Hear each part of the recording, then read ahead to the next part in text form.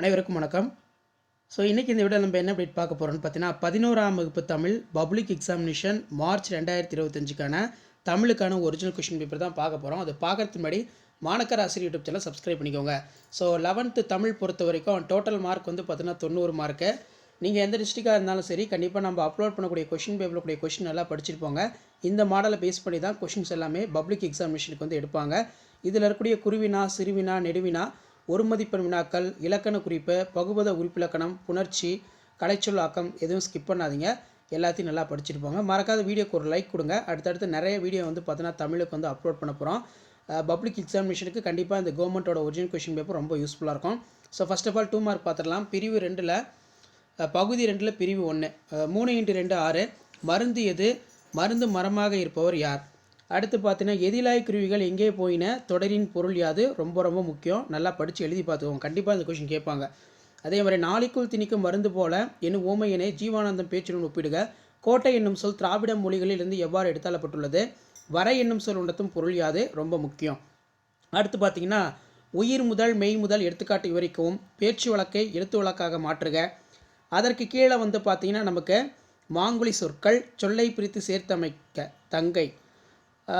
அதுக்கு கீழே நமக்கு மெய் திருத்த குறியீடுகள் கேட்கப்பட்டிருக்கு. வல்லின மெய்களை ஈட்டி நீக்கி எழுதுக.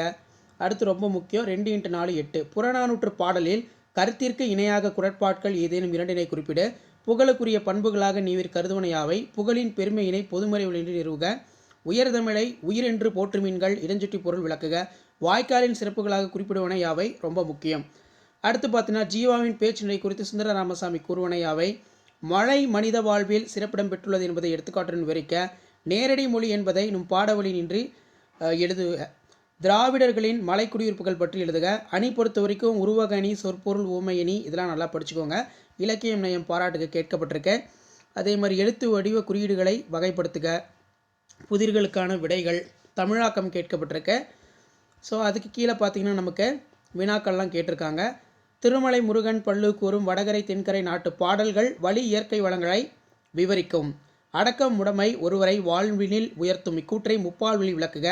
நீங்கள் மொழியினை வெளிப்படுத்தும் நிலையில் பேச்சு மொழியினையும் எழுத்து மொழியினையும் எவ்வாறு உணர்வீர்கள் என்பதை விவரிக்கவும். இயற்கையோடு இணைந்து வாழ்ந்த தமிழர்களின் இருப்பிட பெயர்களும் இயற்கையோடு இணைந்தே இருந்தன. இக்கூற்றினை வைப்பிக்கவும். யானை டாக்டர் கதை வாயிலாக, ரொம்ப ரொம்ப முக்கியம், ரிப்பீட்டடாக அது கேட்குறாங்க. இயற்கை உயிரின பாதுகாப்பு ஆகிய குறித்து நீவிர் 600 தொகுத்து எழுதுக. அதே மாதிரி மனப்பாட பாடல் யான் என முடியும் குரல், புரட்சி கவி பாடல் கேட்டிருக்காங்க.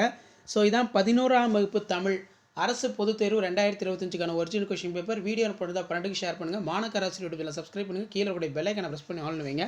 நன்றி.